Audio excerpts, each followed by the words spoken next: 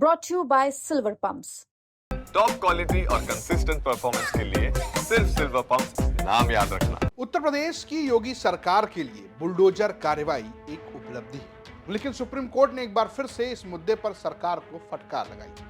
Court ने यहां तक कह दिया है कि हमारी अंतरात्मा को चोट लगी है कि कैसे घरों को इतनी निर्दयता से ध्वस्त किया जा रहा है। दरअसल ये पूरा मामला प्रयागराज में अतीक अहमद के नाम से हुई एक कार्रवाई से जुड़ी है, जिसमें प्रोफेसर अली अहमद फातिमी के घर पर बुलडोजर चला दिया गया, जिसको लेकर उन्होंने कोर्ट का दरवाजा खटखटाया और देश की सबसे बड़ी अदालत ने यूपी सरकार को न सिर्फ फटकार लगाई बल्कि यहां तक कह दिया कि हम आपको पुनर्निर्माण का आदेश भी दे सकते हैं और इसका खर्चा सरकार उठाएगी। दरअसल मामला 2021 का है। पूर्व कुलपति इलाहाबाद विश्वविद्यालय और प्रोफेसर अली अहमद फातिमी के घर पर बुलडोजर चल गया। दावा किया गया कि ये जमीन जिस पर एक घर बना हुआ है वो अतीक अहमद की संपत्ति से जुड़ा हुआ है। इस दौरान यूपी सरकार में माफियाओं और भूमाफियाओं के खिलाफ एक विशेष अभियान चल रहा था।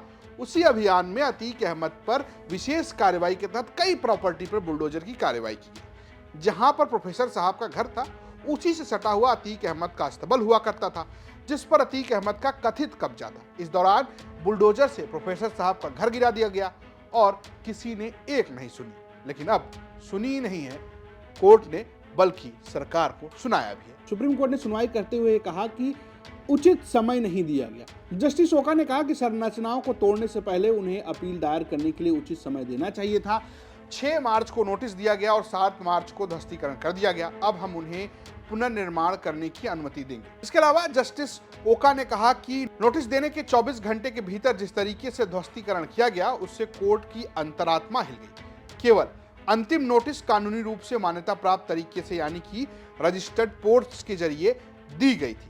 सख्त टिप्पणी करते हुए जस्टिस ओका ने कहा कि हम इन तथ्यों को ध्यान में रखते हुए आदेश पारित करने जा रहे हैं, जिस पर पूरी प्रक्रिया का संचालन किया गया और वह बर्दाश्त नहीं किया जा सकता। अगर एक मामले में बर्दाश्त कर लेंगे तो ये जारी रहेगा। हम आदेश पारित करेंगे, वे अपने खर्च पर पुनर्निर्माण कर सकते हैं और अगर अपील विफल हो जाती है तो उन्हें अपने खर्च पर ध्वस्तीकरण करना होगा। राज्य सरकार इस मामले में जो हुआ उसका समर्थन नहीं करना चाहिए था। इससे पहले महाराजगंज में 5 साल पहले 2019 में एक बुलडोजर कार्रवाई में मनोज टिबड़ेवाल ने भी कुछ इसी तरीके से सुप्रीम कोर्ट में योगी सरकार को केस हरा दिया था। यानी कि लगातार बुलडोजर कार्रवाइयों पर सवाल उठ रहे हैं और एक बार फिर जिस तरीके से इस पर सवाल उठाया विपक्ष हमलावर हो गया है। ये बहुत ही दुखद है क्योंकि जो सरकार चल रही है कहीं ना कहीं ये जो डेमोक्रेटिक सिस्टम हमारे देश में है कहीं ना कहीं इसको लगातार नुकसान पहुंचाया जा रहा है।